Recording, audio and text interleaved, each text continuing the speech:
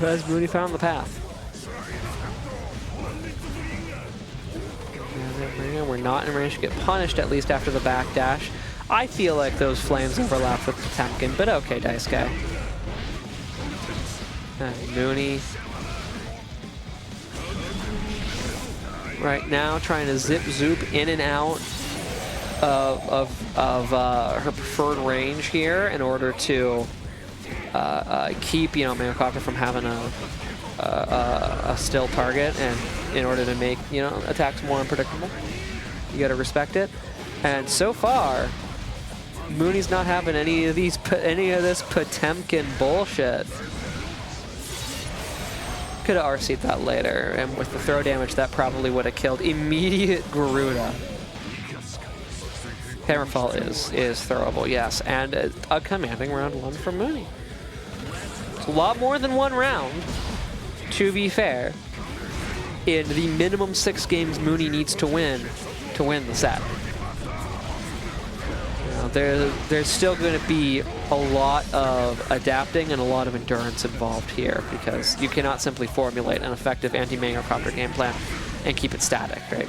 He will constantly adapt to your adaptations to him, as we see in this very commanding Mangocopter round. But Mooney has shown that she has the ability. The question is, can she have the ability consistently enough to realize the result? And that Potemkin Buster is just so effective on defense now. Potemkin goes flying through the wall. Fafnir damage, Fafnir damage. Flicks the fire, and he's in again. He's in again, and you're guessing for game. And you're guessing for, you know what, you're no longer guessing for game. Mooney guessed correctly, got herself out, and has offense of her own. Mangocopter gets himself out of it, but that preemptive, listen. I know, Mango, I know that in our set, okay, the hammerfall, the ignorant hammerfall into HPB worked the one time that you did it, but that's only because jumping, when I play Jacko, it's only because jumping was, you know, the maid of honor at my wedding. Okay, it's the godmother of my child. I need to press Jacko JD, okay, it's important. Other people don't jump very much. Telling you, you gotta do other options. I mean, I guess you don't. You're on winner's side of grand finals. Mooney does take game number 1. I guess I can't tell you what you gotta do. But like, come on, every time? It just feels like a flex in this way. It just feels disrespectful. It's just like, yeah. I'm just gonna do this. If you get hit, it's on you. I'm just gonna HPB like this. And if you get hit, it's your fault. The Bandit Bringer there, though, to delay the landing timing and make sure that you're safe on hit. And then the super to give him no room to burst, and that's game number 2. Mooney up 2-0 in the non-reset set, I guess. All right. All right. There is some cooking happening. All right. I don't want to be too negative on the cooking because that feels mean, but I don't want to be too positive on the cooking because I believe that then I will commentators curse Mooney, and that's not fair. So I'm just going to acknowledge that there's cooking, and that also it makes sense to cook on Soul because he makes the fire. What else is fire for if not to cook things? It's what we use fire to do. This is the thing that you cook with. You heat the food become cooked. It's a very simple concept. Very simple concept. Oh no, oh no. And this is, you know, it's Potemkin time. I hope you like getting Potemkined. I hope you like getting Potemkin. I told you, it's Potemkin time. Until that panel of death is off the screen, this interference slab of beef. Until that panel of death is on the screen, it is Potemkin o'clock. You don't get to play the game. You just get to desperately hope that whatever Potemkin does to you, it's not that high reward for him. That's all you get. It's also Potemkin clock right now. Goes for the... I'm going to say that was going for a reset. When he's able to get out of the corner, able to counter hit what appeared to be the startup of a HPV. Maybe it's not armored on Fram 1. Question mark? My God. The Mad Lad finally did it. Yeah. I mean, it's Sliver in a dream moment. And Mangocopter's on the board. Resists the 3-0, now must mount the reverse 3-0 to avoid a reset. Can he do it? You know Mangocopter to be very adaptive. The question here is how adaptive is Mooni FGC? Can she pull the "you may have adapted to me, but I adapted to your adapting"? This is the question. Right now, she is getting consistent pressure against Mangocopter, but the Bandit Bringer eventually Bandit brings an end to it. It's just so strong defensively. You can backdash into an armored move that does that much damage. And delivers its, puts you into hit stun a grabbed state so quickly. And leads into Oki. Like, it's just so... It does your fucking taxes, man. It walks your dog. I'm telling you, it cleans the house. It does the dishes. It tells you that it likes your outfit. It does whatever you want. And no, you don't get to... No. Bop. Does that wake up HPV? Oh my God. This man just will not stop, and this is whoa. But a well-timed jump from Mooni FGC gets her out of danger, and Mangocopter whiffs an attempted reversal Potemkin Buster, which allows Mooni to wild throw him, and she simply goes over the Gigantor-Kai, but this might actually like a kill. Okay, it does not kill. Mooni really needs to find a kill here soon. If not now. Reset to neutral one more time. There is Gigantor-Kai money. Good blocks for Mooni. Keep her alive at the very least, and she needs to make this offense pay off. She will. And Mooni resets the bracket. Takes at least some kind of revenge. I think I can hear commentary from spectators outside. And we're moving on to the reset set. We set the set again, we reset it. Can Mooni do it again? Can Mooni do it again? Can she defy the hands of Potemkin? The busters of Potemkin? And claim this set in her favor? So far, Mangocopter doing a lot of work to not let it happen.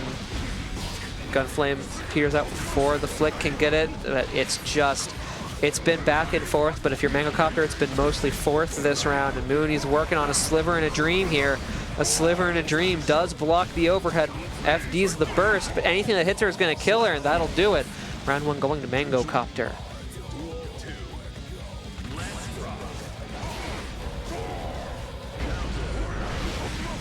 Mangocopter now calling out Mooni's approaches, and he hasn't pulled that command throw out on Wake Up in a while, but just a little bit outside, even of Kara range there. Still, Mangocopter doesn't get very punished for it, and Mooni is gonna has a lot of ground she has to make up. Manages to avoid the backdash potbuster by spending meter. Mangocopter has the meter to keep himself safe as well. Why does that do damage now, by the way? And a regular throw finishes game one in Mangocopter's favor. Obviously gonna have to make even some more adaptations.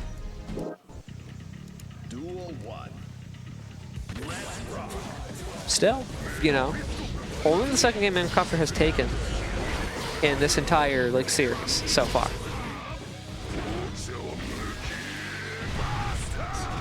But if you're Mooni, you really don't want the momentum to mount in his favor.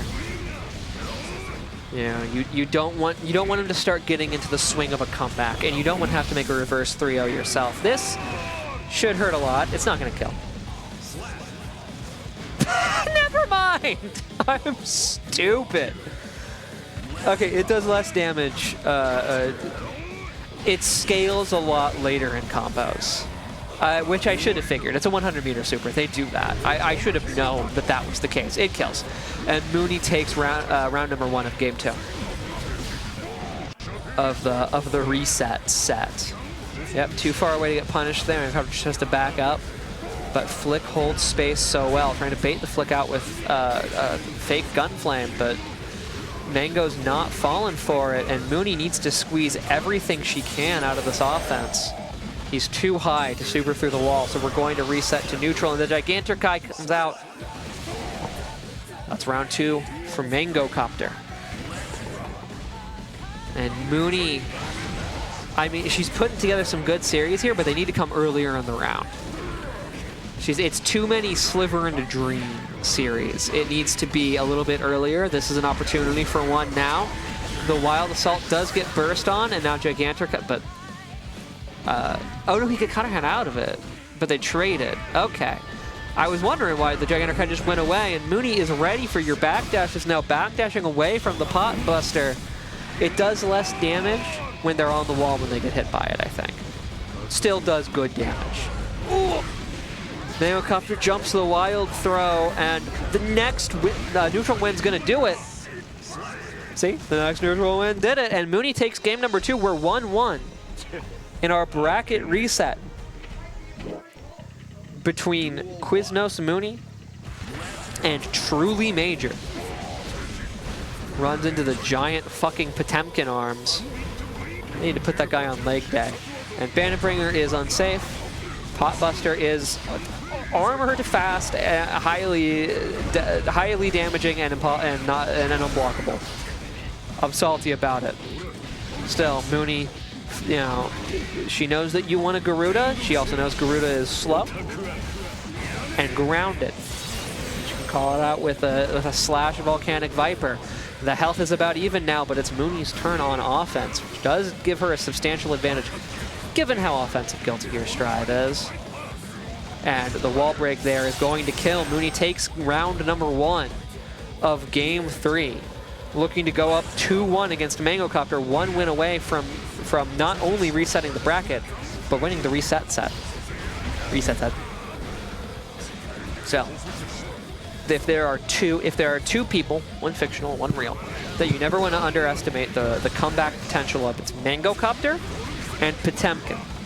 This is not a set that Mooney can ever get comfortable in. Good throw tech on Mangocopter's part, and Mooney just barely able to avoid being placed back into the corner. Hammerfall RC does keep Mango safe, but RCing into a hitbox does force him to block, and he is just able to put Mooney back into the corner. That wall breaks, right? It does. Reset to neutral.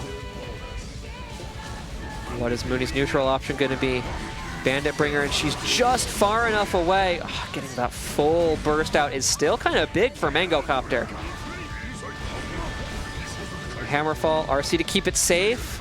Expect something to be contested there. It does not. Backs up, and the RC from Mooney. Oh my god. Mangocopter backdashes, but he's in the corner now. Now it has back iframe, so you can continue to backdash, but Mooney is still ready for it. Tries to bait the burst, but Mangocopter is too patient. And eventually the jump scare Potbuster, as it is known to do, closes out the round. 1 round apiece. Currently the reset set is perfectly tied. And Mangocopter has taken all kinds of space here. Mooney's just able to keep herself from being pressured in the corner, but she's still in the corner. Too close there on the landing after Bandit Bringer. And now it's time for Potemkin. Corner pressure. Good jump by Mooney. Keeps her from getting pot busted. Good backdash by Mangocopter. Keeps him from getting wild thrown. Punishes with a pot buster. And another one is going to finish game number 3 out 2-1 Mangocopter. Mooney is going to have to do something that she did do in the set to reset the bracket, but she has not done in the last, what, 4 games. win 2 consecutive games against Mangocopter. They've been going back and forth now for like 4 or 5 games at this point. It was just the first 2 games of this set that she took consecutively. And if she wants to win, she's going to have to find an adaptation, find momentum, and hold it. It's difficult to do mid-set. It's one thing to think about what your opponent was doing, what you need to change between sets, but in the middle of a set, to do that to the point that you can go from this kind of, you know, skin of your teeth to taking 2 consecutive games, it's tough. And now Mangocopter's on set point. Mooni's back is against the wall. It is crunch time, and she needs to find the lock-in in order to win here. It's a mental battle more than anything at this point. You have to find it within yourself, whatever way you need to respond to extreme pressure with, you know, hyper competence instead of, you know, say fear or nervousness. It's a difficult thing to do. God knows. God knows I don't always do it, particularly not in fighting games.